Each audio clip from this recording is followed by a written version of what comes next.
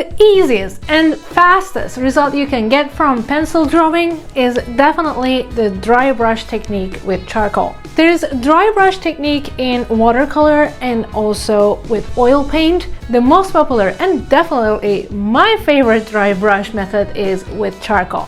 Today, I'm going to show you how with these different kinds of brushes we can create realistic portraits in just a few hours.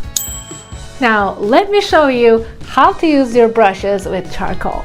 These are the makeup brushes that I'm using in my charcoal drawings. They have different sizes. For example, this big one is perfect for larger areas, and this one is creating much softer transitions, and the smaller ones for the medium and small areas. With these, you will create darker results. I also have two watercolor brushes with me. My erasers and my charcoal blocks are ready.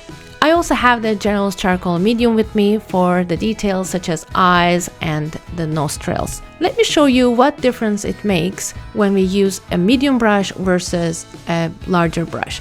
For example, the medium brush with shorter bristles creates darker results, whereas the longer bristles create this lighter tones of gray. So this is the difference. If you want to work on a darker space, a medium space, definitely you need to use this shorter bristle brush, whereas the larger one will be perfect for these big areas. You will have this concentration of the charcoal sometimes. If it looks bad for you, you can just grab a tissue and blend them in. That will resolve the problem right away. In order to begin, I had the lightest layer first with my big brush, and you can see how soft the transitions are. That's perfect for me. And after that, I blend everything with a tissue. Afterwards, now it comes a little bit like smaller areas with darker shadows, so I use my medium brush here. You can see that I easily can apply this charcoal dust from this draft paper onto my drawing paper. After I finish the second layer with this beautiful shadows, then I want to go even darker, and for this I have this watercolor brush that I've been using, and since it's a filbert brush, it has a narrower end, and this provides a darker shadow for me. Probably the darkest I can get with dry brush technique. I'm adding all these darker shadows now with my number 8 filbert watercolor brush. I know it doesn't look nice right now, but once I blend in with my tissue and this little cotton roll here, you will see that everything blends in perfectly, very smoothly, and very quickly. Now it's time to erase and add some highlights with your kneaded eraser. This step is crucially important, so don't forget to add some highlights. As you remember from my SEB method, shading, erasing, and blending. And after that, you can even go over with your largest brush to smoothen them out. This is the smaller brush. Now with the smaller brush, what I'm going to do is add these tiny little bit shadows around the nose and also around the lip area. Also, there's some on the left eye. The left part is darker than the right part. This is why I'm adding more shadows on the left. For the details, I definitely need my pencil so that I can go over those eye lines, and I fill in the eye with that pencil. Then I use my smallest brush to smoothen those lines out. This is important because I want it to look natural, I want it to look realistic, and for this, I want smoother lines because we don't have sharp lines in our faces really. This smallest brush also is very helpful when I want to do the eyebrows, because eyebrows in the photo are a little blurry and they're not fully grown because this is a kid, not an adult. So by just dipping my brush into the charcoal dust and applying this charcoal on the face for the eyebrows was such an easy job to do. I finished it in less than a minute. Definitely best. And for the highlights in the eye, I think it's the best thing to do to go in with your eraser pencil and add all these tiny highlights.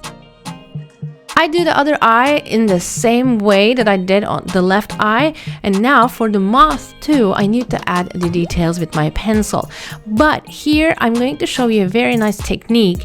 After you add your charcoal with your pencil, you can just grab the smallest brush that you have and technically go over this line and pull the charcoal up, because the upper lip is darker than the lower lip and we need to give this shadow there. This is what I am exactly doing right now, and it looks already very realistic and very natural. And whatever is left on your brush, you can always use it to add more shadows around the face, because you don't want to waste that charcoal that is left over on your brush. With the lip, of course, there's more to it. You have to go with your eraser pencil, give the highlights in the lower lip, and then add more highlights on the face.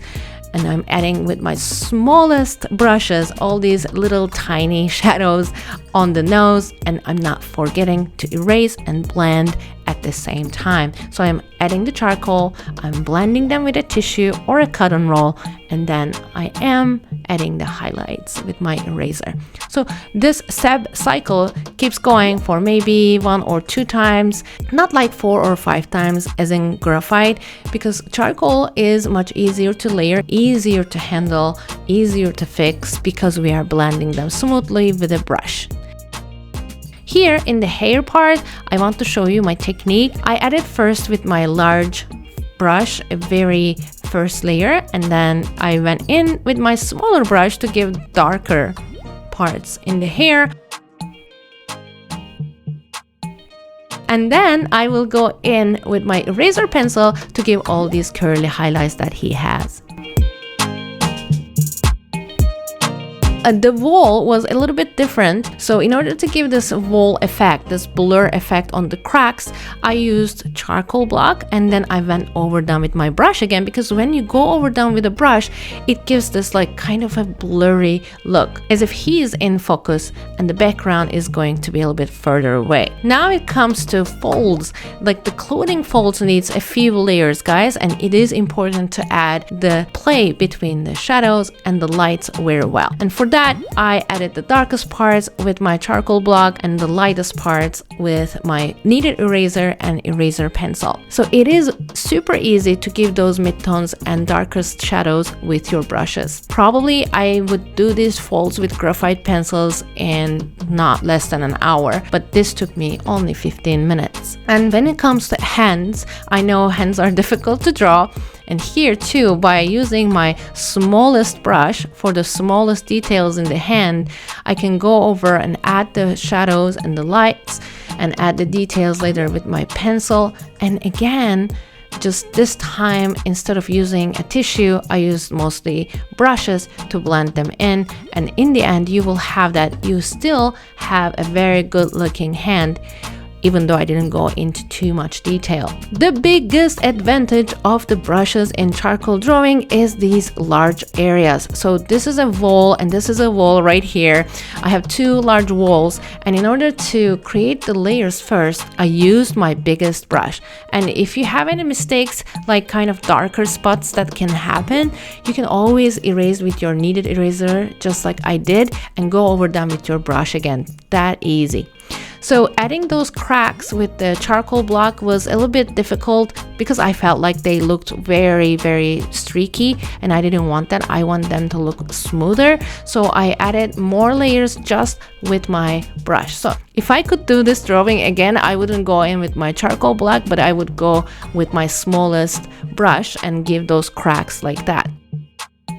Again, in the background, for all this wall texture behind him, I am trying to use my kneaded eraser and also my smallest brush. I just dip it in charcoal dust and I create all these little cracks that are not in focus. Finally, very gently, without pressing, I'm combining everything with a tissue. Now, you would think that this already finished, you know, he looks good, but to me, you need to add more shadows.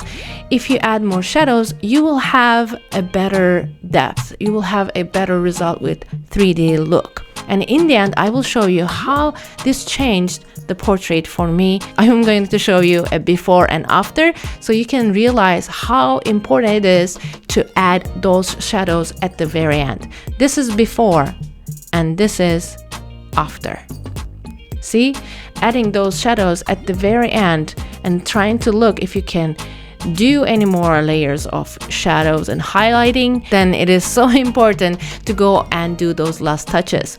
Finally, I add those highlights with my white gel pen, and also with the clean part of my cotton roll, I'm going to blend everything one more time so that he's going to have a much more smoother skin. Look, it looks wonderful, and I think the texture of the paper is showing, and this is what I wanted. Now you're ready to create realistic portraits with dry brush technique. But before you start drawing, please also watch this video where I explain the most common mistakes every charcoal and graphite artist make.